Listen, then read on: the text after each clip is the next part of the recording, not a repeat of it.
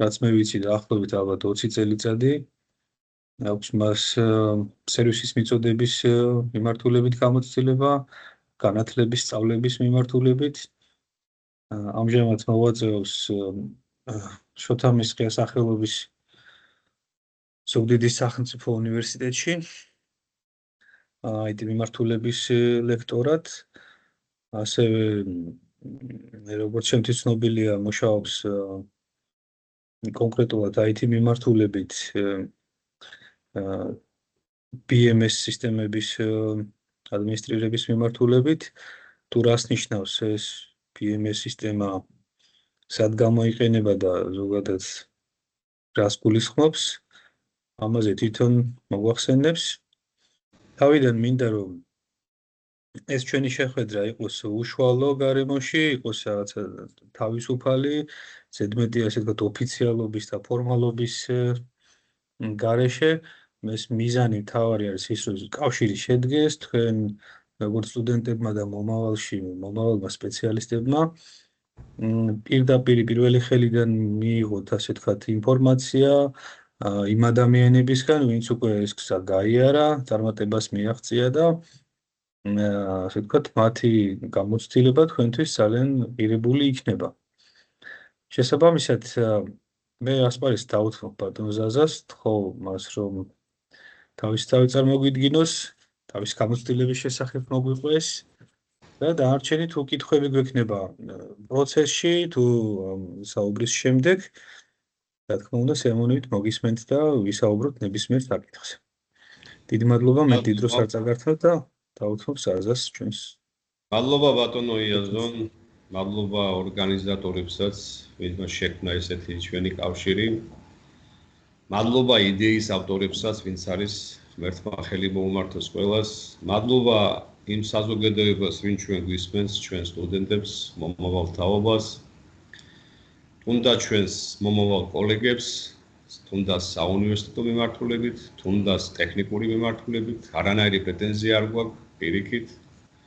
ის ურჩევნია მამულსა, ამით სარგებლობთ, ამით ხელმძღვანელობთ და მე მინდა მოკლე მონოლოგი გავაკეთო ანიდან ხვამდე ჯერ შორია, მაგრამ აი როგორ წარიმართა ჩემი აქამდე მოსვლა და კარიერული განვითარება.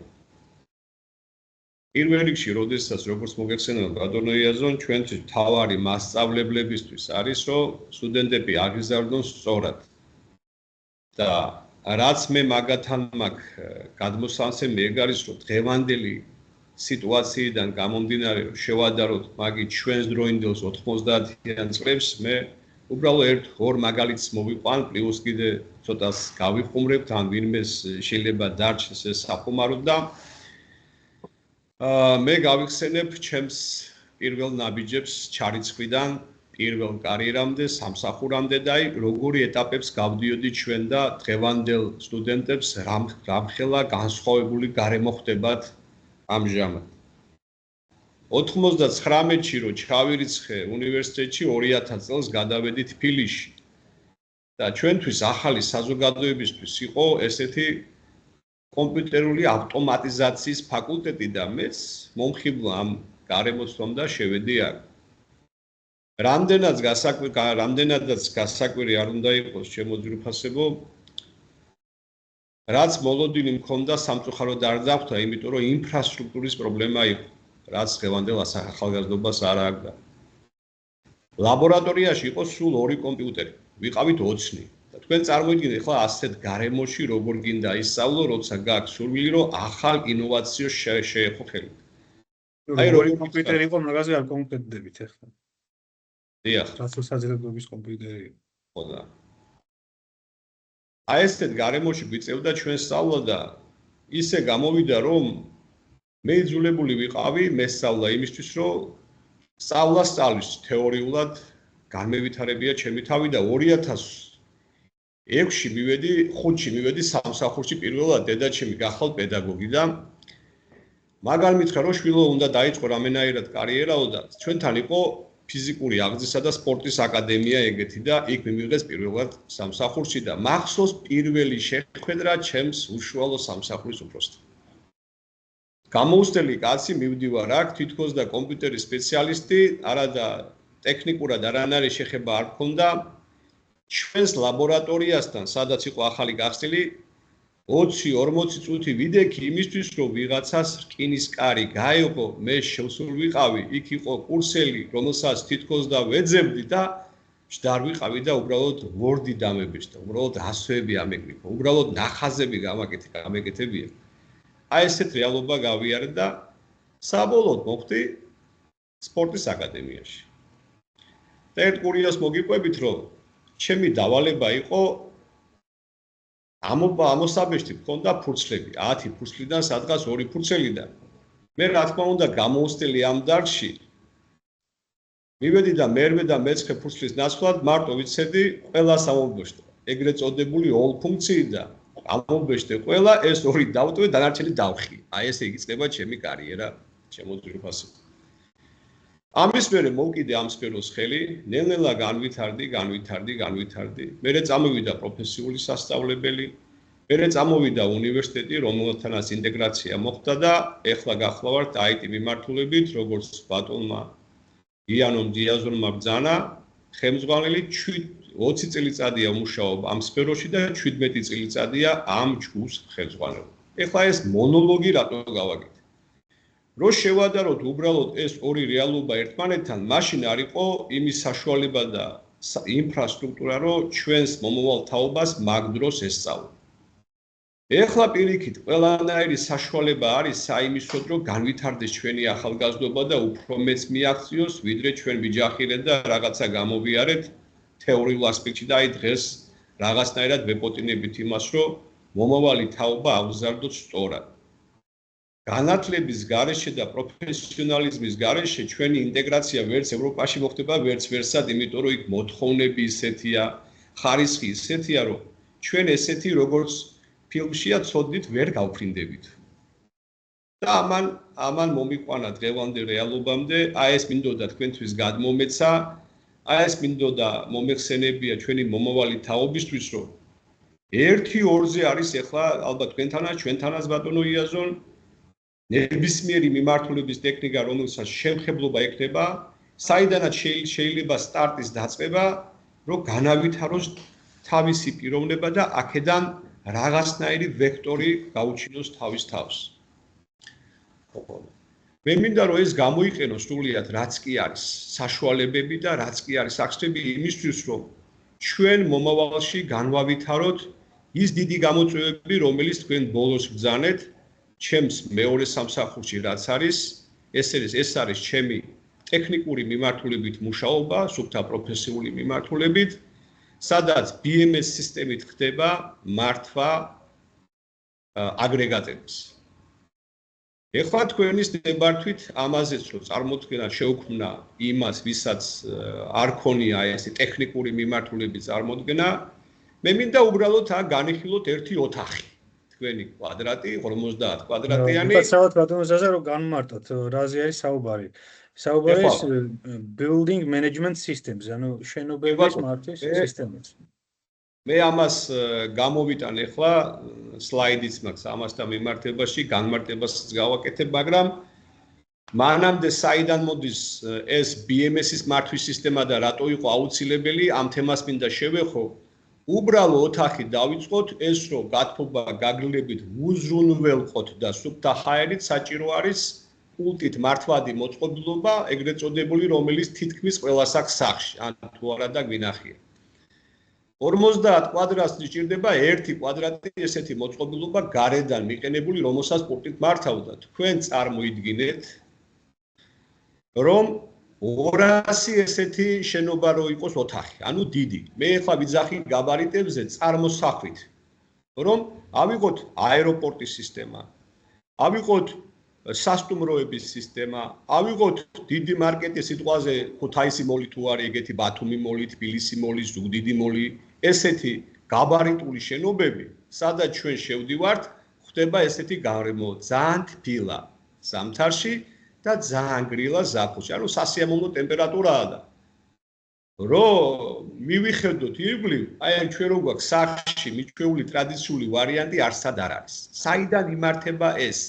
შეიძლება ვიღაცას გაუჩნდა ეს შეკითხვა, შეიძლება ვიღაცას არ გაუჩნდა ეს შეკითხვა.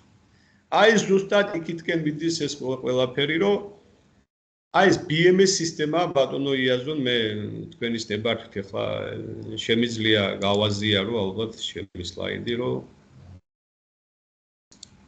კი ბატონო, ანუ ჩვენ მანამ მე ვიტყვი ორი სიტყვით რომ ჩვენ საუბრობთ ისეთ საკითხებზე, ეს არის ის თემატიკა, რომელიც ჯერჯერობით ესეთი როგორც ასეთი სასწავლო პროგრამებში, საგანმანათლებლო პროგრამებში, რაც არსებობს თქვათ კოლეჯებში თუ უნივერსიტეტებში, ეს თემატიკა არ არის შეტანილი სასწავლო პროგრამაში.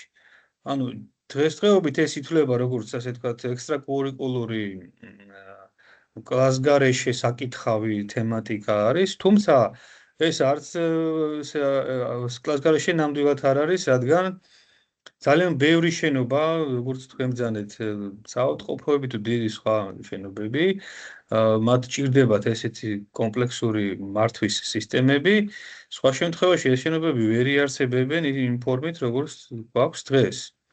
შესაბამისად, კადრებზე მოთხოვნაც გვაქვს, ხო?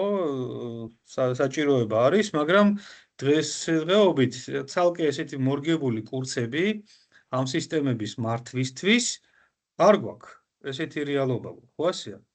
ამიტომ ჩვენ დღეს თქვენი დახმარებით შევეცდებით, რომ ეს თვალსაჩინო გავაფართოვოთ სტუდენტების თუ მომავალი პროფესიონალების, იქნებ მათაც გაუჩნდეთ ეს ინტერესი, რა არის ეს სისტემა,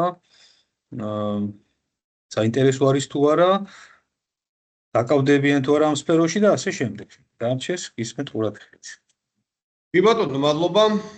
ესე იგი, მე იმიტომ დავიწყე პატარა ოთახით, რომ ყველას ექნება ის პატარა აგრეგატები ნანახი, რომლებიც უზრუნველყოფენ პატარა ოთახებს. აგერ ეკრანზე გამოტანილი მაქვს მე ის ძირითადი დიდი აგრეგატები, რომელიც შეიძლება უმრავლესობას არც აქვს ნანახი, რითი ხორციელდება ეს ყველაფერი დიდ ასეთ სივრცეებში, რითი ხდება მათი კოორდინირება. პირველ რიგში ფიზიკური მოწყობილობები, რომელსაც თქვენ ხედავთ, სადაც ხდება მონტაჟი, ხდება ან ჭერში, ან უფრო ზედა მხარეს, რომლის მართვაც აუცილებელია. ამის მონტაჟზე ან ფიზიკურ უზრუნველყოფაზე პრობლემა არ აქვს ჩვენს ინჟინერებს. ამათი მართვა საიდან ხორციელდება და გადავდივარ მეორე სლაიდზე. მომავლის გამოწვევა და ჩვენი როლი ამ რეალობაში, ესე დავსახე, მაგი ეს ჩემი პრაქტიკიდან გამომდინარე, სადაც მე ამჟამად მუშაობ ზუგდიდი მოლის ტექნიკურ სამსახურში, სადაც ვაწყდებით ხშირად ამ პრობლემას და სპეციალისტების მოძიებას საქართველოს მასშტაბით და ამიტომ მინდოდა ეს თქვენამდე მომეტანა. BMS სისტემა ესეთი სპეციალისტები საქართველოში.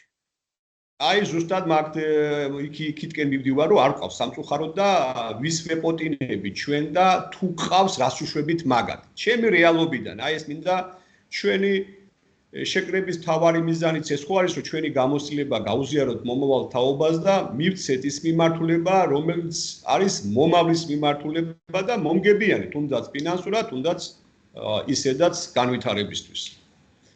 ხო და BMS სისტემა რას ნიშნავს? რას შევით ვახსენე მოწყობილობები, ეს იყო ერთ-ერთი. ასეთი დგას ჩვენთან 11. შეიძლება თქვენთან დგას 20, სად დგას 30 და ამათი მთლიანად მართვა რომ მოხდეს. ანუ კოორდინირებული მართვა რომ მოხდეს ამის. შენობის ავტომატიზირებული მართვა და კონტროლი. აი ეს ფუნქცია აკისრია BMS. ეხლა რა არის მაგით ჩემი გლეხური ენით რო ვთქვათ? ყველას როგორც სამსახურში აქვს თავისი დავალება, მდივანს აქვს თავისი დავალება, იურის თავისი დავალება, ტექნიკურ სამსახურს ბატონიაზოს თავისი დავალება, მე ჩემი დავალება. აი ესეთი მოდულები დგას ამ მოწყობილობაში და მიმართულებას ვინ იძლევა, ეგრეთ წოდებული დირექტორი ან რექტორი, ხო არის ჩვენთან. აი ესეთი რეალობაა აი ამ შემთხვევაში, სადაც BMS-ის საშუალებით იმართება ის კომპონენტები და აქედან ვაძლევთ ბრძანებას, რასაც ახორციელებენ ეს მოწყობილობები მერე ფართო მასშტაბით და გვიქმნიან იმ სასიამოვნო რეალობას, რომელიც არის ამა თუ იმ ობიექტზე. აი ეს არის რეალობა. და მე როგორც თქვენ თქვენთვის ნახსენები მაქვს, აი აეროპორტები, მოლები, სასტუმროები, საავადმყოფოები. ყველა ესეთი მასშტაბური შენობები იმართება ფიზიკურად ესეთი დიდი აგრეგატებით და პროგრამულად BMS სისტემით, ანუ Building Management System. რაც გადმოგვიერთით ქართული რეალობით, ეს არის შენობის ავტომატიზირებული მართვა და კონტროლი. ეხლა ჩვენი პრობლემა რაში მდგომარეობს? მოდი გადავინახოთ აქ. უკაცრავად, სანამ მაგაზე გადავალთ, ბატონ ზაზა, უფრო ნათელი რომ იყოს ეს სიტუაცია და გასაგები ყველასთვის. აი, რამდენად გავრცელებული არის? ახლა შეიძლება წარმოდგენა აქვს ვინმეს, რომ ეს რაღაცა განსაკუთრებული რაღაც ობიექტებია, სადაც შეიძლება 1-2 თითზე ჩამოსათვლილი იყოს და ну ეს არ არის ასე ვთქვათ ფართო გავრცელებული და ფართო საჭიროების რაღაცა სპეციალიზაცია, ხო? შეიძლება ესეთი წარმოდგენა შეექმნას ვინმეს.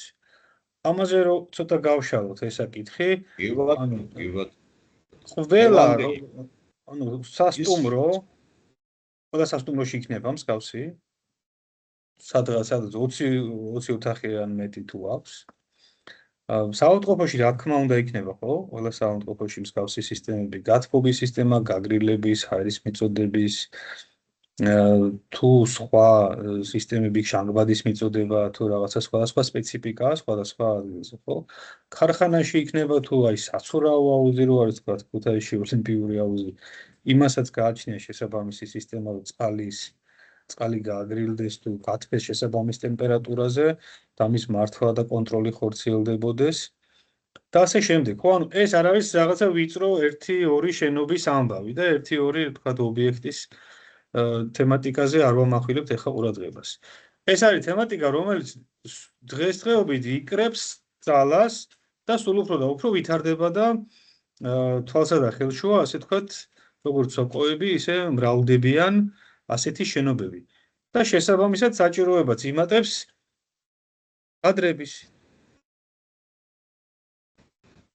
კადრები გჭირდება. იბატონო. აი ჩვენს რეალობას თუ ვნახავთ, როგორც მშენებლობების ბუმი არის, მაგალითად დიდ ქალაქებში, თბილისში, ბათუმში.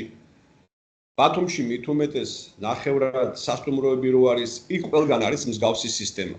მოლები ხო თქვით მაინც და ამ მართვას ჭირდება შესაბამისი სპეციალისტი.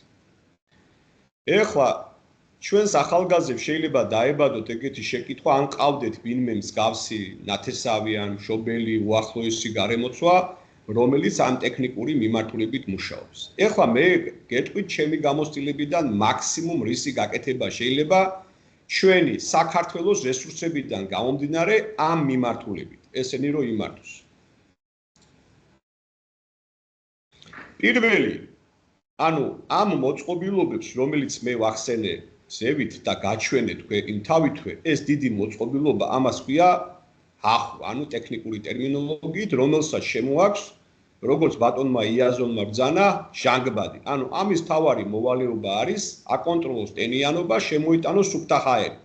ისე მეორე სახელსაც BMS სისტემებს უწოდებენ სუფთა ჰაერის შემომტანს იმასაც მართვის სისტემებსაც. აი ზოგი ესეც უწოდებს, იმიტომ რომ მაგის მოვალეობა არის არა მარტო გათბობა, გაგრილება, არამედ ტენიანობის კონტროლი და სუფთა ჰაერის შემოტანა თვითონ შენობაში. ჩვენ რისი გაკეთება შეგვიძლია აქედან. რამდენადაც გასაკვირი არ იყოს, ჩვენი ბიზნეს სექტორი, რომელიც ამით არის დაკავებული და აქ მილიონებზეა საუბარი, რომელიც უკვეთავს ამ ყველაფერს, შუამავალი კომპანიის საშუალებით ხდება ეგ. სიტყვაზე ახუს ფიზიკურად შეზენა და მონტაჟი. ტექნიკური მიმართულებით ამის დადგმა და ისტორიაში მოყვანის პრობლემა კი არ არის. ჩვენს ინჟინრებს შეუძლიათ ამის მონტაჟი. ანუ ქართველები ამონტაჟებენ, მაგრამ მართვა არ არის, ასე ვთქვათ, ძირითადად ქართველი სპეციალისტების ხელში. აი, იქამდე მივდივარ. მეორე თხოჩან ჩემი სლაიდი, მეორე. ესე იგი, მეორე წერია, რომ აგრეგატების ფიზიკური გამართვა. რას ნიშნავს ეს? როცა აგრეგატი დაიტბება, იქ არის მართვადი მოდულები.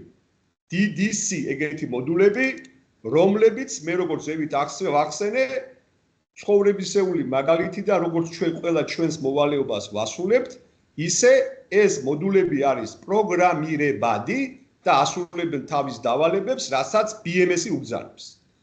ამის ფიზიკური მონტაჟიც შეუძლიათ ჩვენს ინჟინერებს. მერე საამისოდ რა შეუძლიათ მესამე. სადენების გაყვანა. იმისთვის რომ ეს აგრეგატი იმართოს, აუცილებელია რაღაცა შიდა ტექნიკური სამსახურის ოთახი, რომელიც ჩვენ გაგვაჩნია, თუ ჩვენ ფორმატში დროში ჩაეტევა, მე მაგასაც დაგათვალიერებიებ და BMS-ის მართვა როგორ ხდება, მაგრამ თუ ჩავეტიეთ ბატონო იაზო, რა თქმა უნდა, ან შემდეგისთვის გადავდოთ ეს რეალობა, რეალური სურათი. ხო, რაღაცა რო არ გადავიღალოთ, რაღაცა ესე იყოს, ასე ვთქვათ, ნაჭერ წარმოვადგინოთ ეს ინფორმაცია. ესე იგი, მესამე კატეგორიაში მიწერია, რომ ამ მოწყობილობასა და პერსონალურ კომპიუტერს შორის საიდანაც ჩაიწერება BMS-ის მართვის სისტემა, იქამდე უნდა მოხდეს ფიზიკური კავშირი. ეს ყველას ალბათ მოგეხსენება, თუ არა და აღვსტი, რომ ეს ხდება სადენის საშუალების სიტყვაზე TP სადენი არის ეგეთი 8 წვერიანი, ალბათ ჩემზე უკეთესი ზოგიერთმა. ამის მონტაჟის პრობლემა არ აქვს, ანუ ქსელური მიმართულებით ცოდნაც საჭიროა, რაღაცა დოზით, ხო ხედავთ ახლა რამდენი მიმართულება ჩამოვაყალიბეთ და მართისთვის პერსონალური კომპიუტერის გამართვა, სადაც ჩაიწერება ეს BMS-ი, შეერთება ეს სადენი, კავშირი დამყარდება მოწყობილობასა და კომპიუტერს შორის და BMS-ით ხდება მაგის მართვა. მერე მოდის კითხვის ნიშანი. აი აქ უკვე გავჩერდით ჩვენ.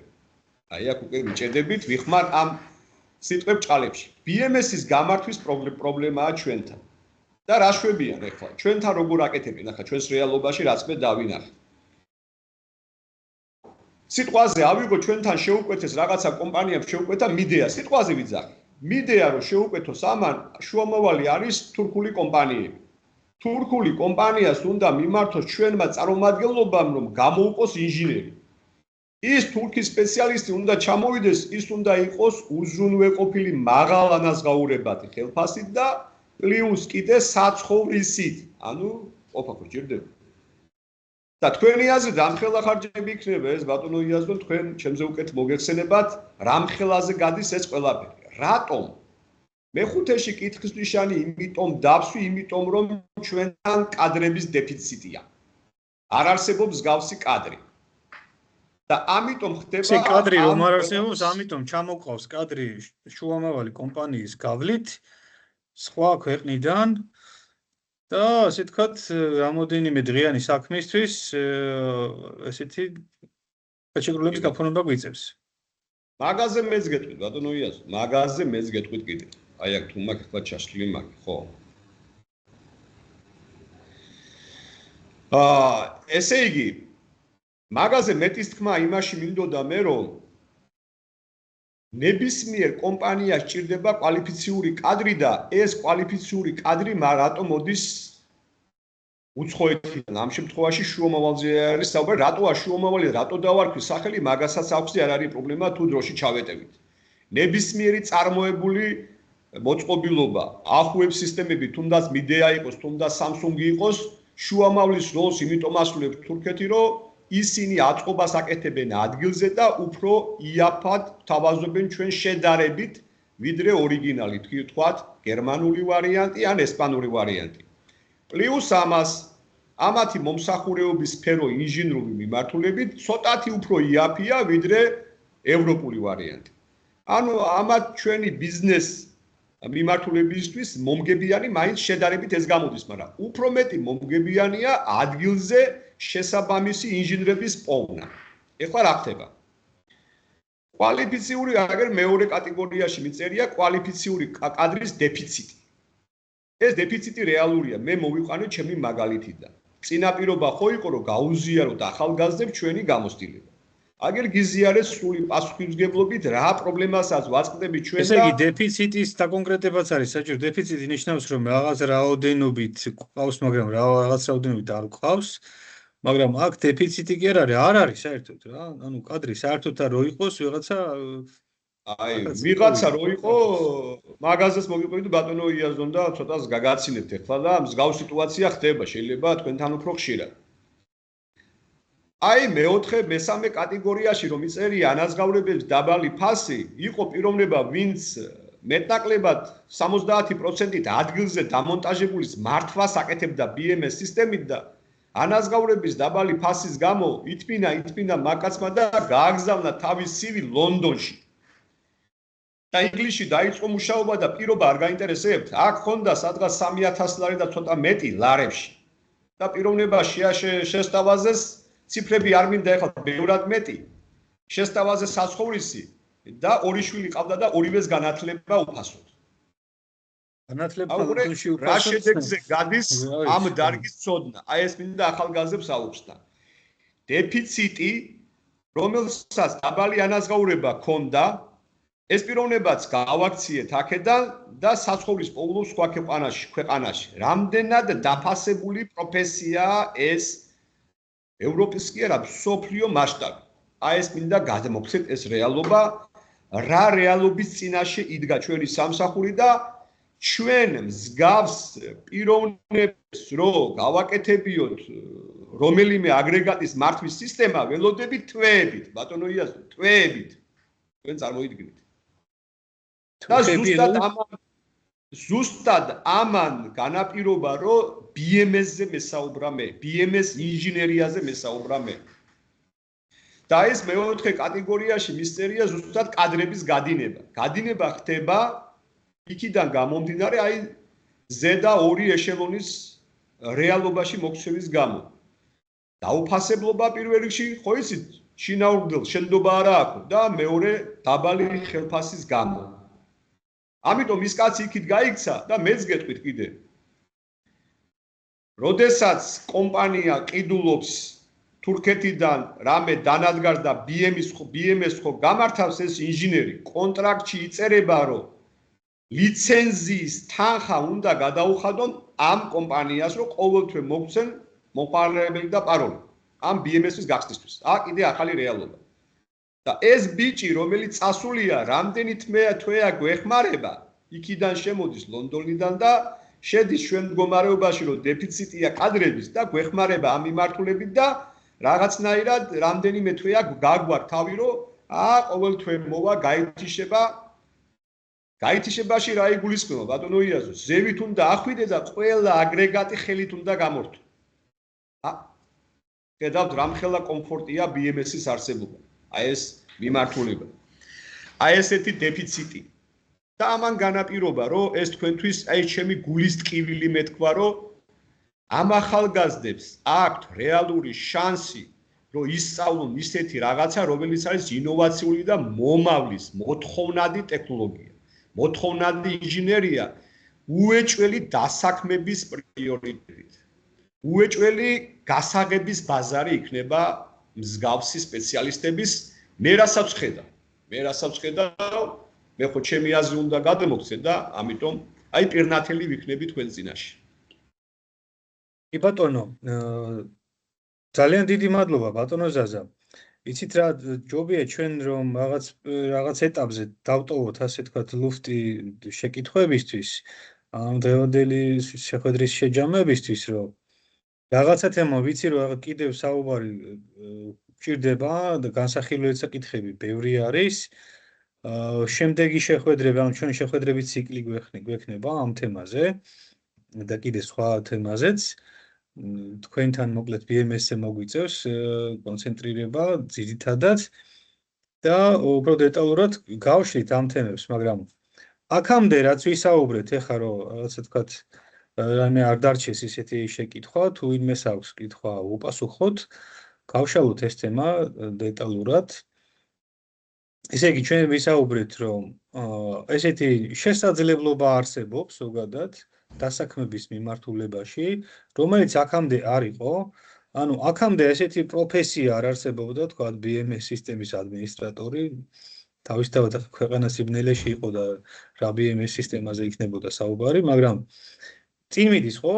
მიუხედავად ბევრი სირთულეებისა, ქვეყანა წინ მიდის, ვითარდება, ეკონომიკის განვითარებას მოჰყვება აი ეს მსგავსი შენობების თუ შენობების მართვის სისტემების ინტეგრაცია და ამ ყველაფერს სჭირდება შესაბამისი კადრები, ხო?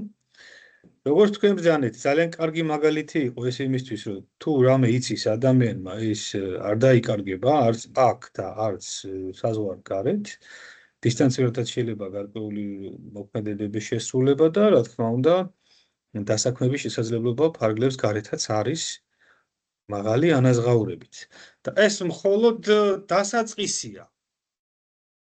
ანუ ჩვენ სადღაც ფინიშში კი არ მივდივართ ამ დასაქმების სივრცეს რესურსი კი არ ეწურება როგორც ბევრი პროფესიას, ხო? დღეს ჩვენ ვიცით, ბევრი პროფესია არის მილევად რეჟიმში, როგორც თუ შეიძლება ამ ტერმინის გამოყენება. იმიტომ რომ დღეს არის ეს პროფესია, მაგრამ ხვალ ნამდვილად ვიცით, რომ რაღაც პროფესიები არ იქნება. საჭიროება აღარ იქნება. ანუ ამითი ჩვენ შეგვიძლია თქვა გამჭვიდოთ უახლოესი მომავალი რა პროფესიებზე იქნება თქვა მოთხოვნა, რა არის საჭიროება დღევანდელი და რა არის საჭიროება ხვალინდელი დღის. აი თქვენ მიმართავ სტუდენტებს და მომავალ თქვა პროფესიონალებს, ვინც დღეს გვესწრებიან და თქვა მოისმენენ, ესენი არიან მომავალი ხვალინდელი დღე, ხო? ჩემ დროს ეხლა მე როდესაც გადაწყვეტილებას ვიღებდი და მე და ბატონი ზარზა ერთი თანატოლები ვართ თითქმის. როცა გადაწყვეტილებას ვიღებდი, სად უნდა ჩავგებარებია უმაღლესში, რა პროფესია უნდა გვერდჩია, ამ დროს იყო რაღაცა არჩევანის გაკეთება არ იყო ესე ვთქვათ მარტივი და ბევრი არჩევანიც არ გქონდა.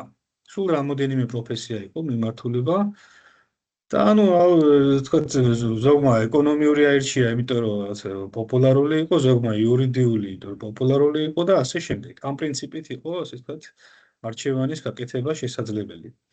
დღეს როგორც დღეს მოკლე საუბარში ჩამოგვიყალიბა ბატონო ზაზამ, დავინახეთ ნაცვლად, რომ შესაძლებელია მომავლის განჭრეტა, უახლოესი რამოდენიმე წელიწადის მომავლის განჭრეტა, რა საჭიროებები დადგება. ანუ მოლოდინები, რა არის, რა მოლოდინები გვაქვს და რა ტენდენციები არის, ამაზე დაფუძნებით ამ ტენდენციებზე დაფუძნებით ჩვენ შეგვიძლია ვივარაუდოთ რა პროფესიები იქნება მომავალში მოთხოვნადი და საჭირო. ხო? შესაბამისად ჩვენ შევეცადეთ რომ აქცენტი გაგვეკეთებია იმ ტექნოლოგიურ სიახლეებზე, რომელიც მოთხოვნადი იქნება უახლოეს მომავალში. და არ ასე ვთქვათ ჩავიკარგოთ წარსულ პროფესიებზე და წარსულში დარჩენილ პროფესიებზე და მილევად პროფესიებზე, ხო? ამიტომ თუ კითხვები გექნებათ იმ საკითხებთან დაკავშირებით, რაც დღეს ისაუბრა ბატონმა ზაზამ, სიამოვნებით, აგერ ამისთვის არის ესე ვთქვათ მობილიზებული, რომ იპასუხოთ. თუ არ გვექნება ესეთი შეკითხვები, დღევანდელი სესიით ესე დაგემშვიდობებით და მომავალშიც იგივე თემატიკას გავაგრძელებთ უფრო საინტერესო დეტალებით და საინტერესო საკითხებით.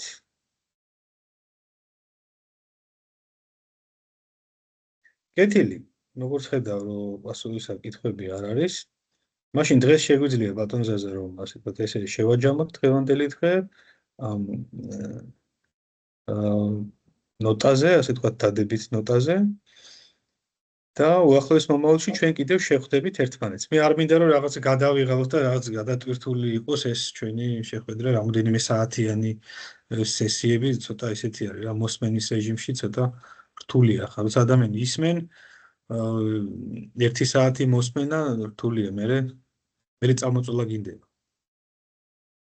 კი ბატონო, მართალბრძანე ბატონო იაზონ, ერთი ავიტაცე თქვენი ნათქვამი, ერთი იმიდან ეპოქიდან მოვდივარ, ერთი პლეიადიდან მოვდივარ და მაშინ ვინ იყო ჩვენთვის რჩევის მიმცემი, რომ მომავლის ტექნოლოგია, მომავლის სამსახურის ეს იქნებოდა, ვერავინ ვერ იტყოდა, რომ ისეთ დროს დავიწყე ჩვენ მოღვაწეობა და ეხლა არის მაგის საშუალება, რომ ახალგაზრდებმა მიიღონ ინფორმაცია, გათვალონ სწორად და პლუს მიიღონ ის პროფესია, რომელიც და არც ცოდნას მოგცემდა, იმიტომ რომ რესურსიც არ არსებობდა. საგანმანათლებლო რესურსები არ იყო ფიზიკურად რა, ლიტერატურა, არც სიმულატორი გქონდა, არც დასურათებული წიგნები და არც კომპიუტერი არ იყოდა. დღეს აბსოლუტურად განსხვავებული რეალობა არის. დავდიოდი საჯარო ბიბლიოთეკებში და იქიდან ვიღებდი წიგნებს და ისიც ქართულისად იყო თარგმნით მაგას, ან ინგლისურიდან, ვისაც რუსული ესმოდა რუსულიდან და აი ესე იყო ჩვენი სწავლა და ეხლა ყველანაირი საშუალებაა და მე ვთხოვ უმერხეს და ჩვენს ახალთაობას, ჩვენს წინაპრების გენეტიკით ახსავსე, ჩვენს, რა ვიცი, უნიჭიერეს ახალგაზრდობას, რომ არ დავტოვოთ ეს თემატიკები ისე, რომ არ მიწყინოთ, ეხლა არ მიწყინოს არც ერთმა სახელმწიფომ, მაგრამ უპირველესად საქართველოს და ჩვენიერი და ჩვენი მოქალაქეები. რითი ჯობნის ან თურქეთი, ან გერმანია, ან ესპანეთი თავარი არის ჩვენ სიზარმაცე დავძლიოთ. სიზარმაცე, ამას ხედავ მე ბატონო იაზო, რომ რაღაცა არ უნდათ, რაღაცა აკლიასავით და აი ეს არის ცოტა ინდიფერენტულობა, ცოტა мотиваციის ნაკლებობა, ცოტა სიზარმაცე, ცოტა რაღაცა. ეს პროექტიც ამისთვის არის, რომ ცოტა რაღაც ერთმანეთს შემოუძახოთ და შემოვაფხიზლოთ, ასე ვთქვათ. კეთილი. მეც მივიღებ, მადლობა. კარგად გზანდებოდეთ, წარმატებები. უმეტესი მადლობა ბატონო ზაზა, დღევანდელი დღისთვის ჩვენ იმედი გვაქვს, რომ კიდევ შევხვდებით ერთმანეთს, კიდევ გავაგრძელებთ ამ თემაზე საუბარს. მადლობა ყველა დამსწრეებს დღევანდელი დღისთვის. მომავალ შეხვედრამდე. ცოცხლით. მადლობა, კარგად ვიყავით. ნახვამდის.